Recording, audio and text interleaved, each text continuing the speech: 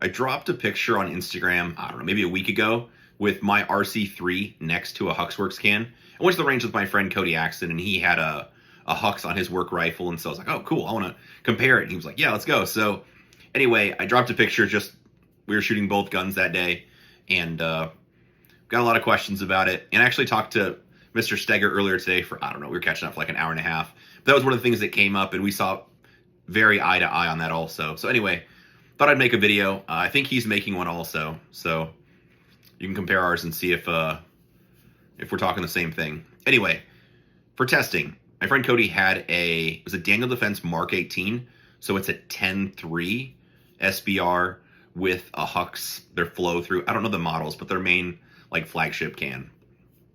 I had an American Defense 14.5 with the RC3 on it. So the rifles are not apples to apples at all, but it was just what we had, and I just wanted to compare the two. So anyway, that's what I'm going to speak to.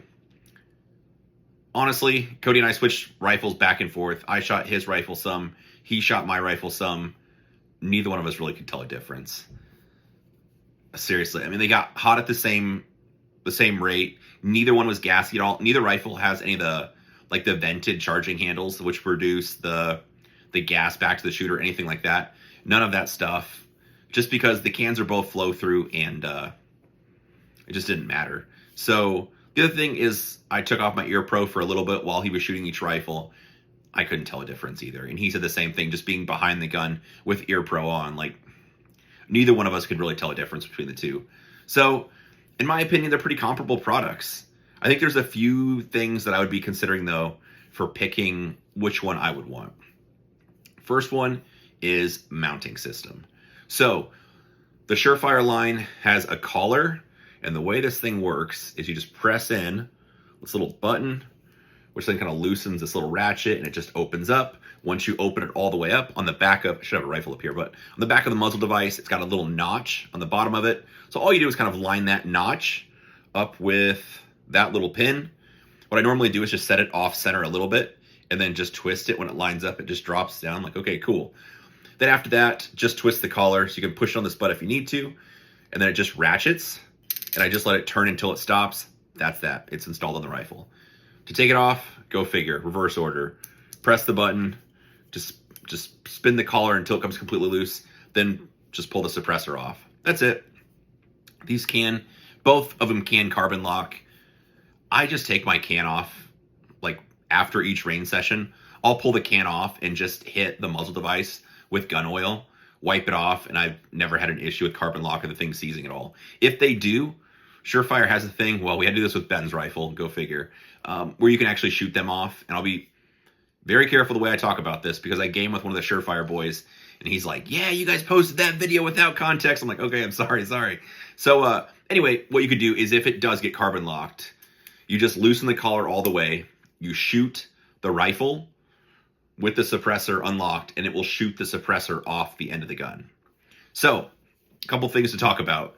If you shoot the suppressor off and it lands in the middle of the gravel berm and it ends over ends and whatever, you need to actually look inside the suppressor, whether you use compressed air, shake it out, whatever. Make sure you don't have any debris inside before you put that back on your rifle and shoot it. Because if you have some little, pea gravel inside this and you decide to light one off, you're going to have a bad time.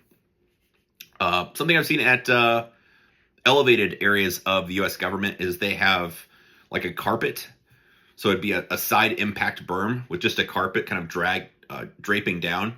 That way you can shoot, if you need to shoot your suppressor off, you can. The suppressor just impacts the carpet.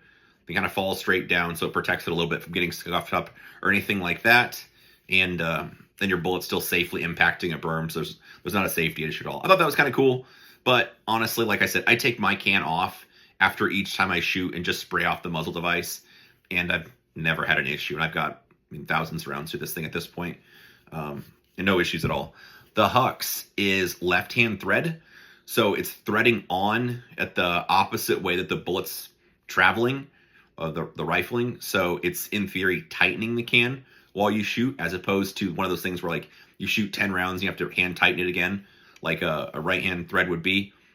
And then once you tighten it down, so the muzzle device is threaded for the Hux, you tighten the can down until it stops, and then it's got a little wrench it comes with. It kind of looks like a pipe wrench, where basically like loop it over the top of the can, and then you have to crank on it with this wrench to finish tightening it back down. I'm sure it works fine. Most people don't take them on and off, I suppose, a ton. I just didn't like it as much. I prefer the collar system on this. Again, I've never had one carbon lock, and I shoot, like, most times I go to the range, I mess around with the suppressor just because I think it's fun. So no issues at all so far on that. But that is one thing that I think's a deciding factor. The other thing that I've been told is the Hux lifespan is a little bit less. Again, talking to some people at some elevated areas, it sounds like 25,000 rounds or so is about what those cans last before they need to be replaced. And I don't know the details, if the baffles come loose or deteriorates or what the issue is, but it sounds like that's about life on those, which, I mean, real talk, 25,000 rounds of rifle ammo is a lot for most people. So, I mean, that could be the lifetime of how many rounds most people shoot of rifle rounds in their life, of 5.56. So if you're a high volume shooter, I think the Surefire makes more sense, just because these things go, been told something like 75 to 100,000 rounds. And if you need to clean it, I guess I should say either one needs to be cleaned at some point. The Hux, I've been told the gas ports clog, and you'll be able to tell when that's an issue. And I haven't had this one clog yet at all, or any issues, but I probably should put this one in a bath. That just like a solvent trap where you just drop the thing in and let it soak, or an ultrasonic cleaner type of thing. So anyway, haven't even done that yet, but I probably should at some point. Otherwise, I mean, like, I put suppressors in two categories: flow through and non-flow through.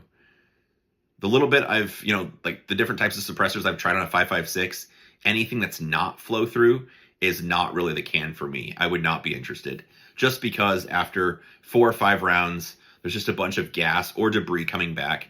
Definitely not safe to shoot without eye protection. And you almost look like you have freckles sometimes with just gun oil and all that kind of junk hitting you in the face. So not really a fan for me. If I'm going to have a 5.56 can, it's going to be a flow through. And like I said, brand loyalty, whichever one you like better. For me, brand loyalty, I like the Surefire stuff. It might not be the cheapest, but there's a lot of places I go where they trust Surefire stuff, and it'll be stuff they've had in service for a while, or maybe it's the next set of guys that have came through, or stuff guys have used for a long period of time, whether it's lights, the muzzle devices, the cans, RC2s, whatever. The stuff just seems to last. So I like that. Then I like the guys that work for Surefire also. Like I said, I actually game with one of them, and I prefer the mounting system. I like this collar system better than needing to have a wrench to like tighten it down. And then if that does seize, like, that would be a bigger problem. If I have a problem with one seizing, I'd rather be able to just turn the collar, shoot it off, and be good to go, as opposed to having one seize that I've got to, like, it's threaded on there tight, like soak it in something and try to break the thing loose, or maybe heat it up and then try to break it loose. But anyway, that doesn't sound like very much fun. So anyway, in closing, I don't have a super hard sale either way, really. I think if you're going to use a 5.56 can, it should be a flow through. I strongly prefer them. And I like the Surefire stuff just because it's like the go-to stuff. It maybe is a little bit more money, but it lasts forever. I like the guys. Warranty's good.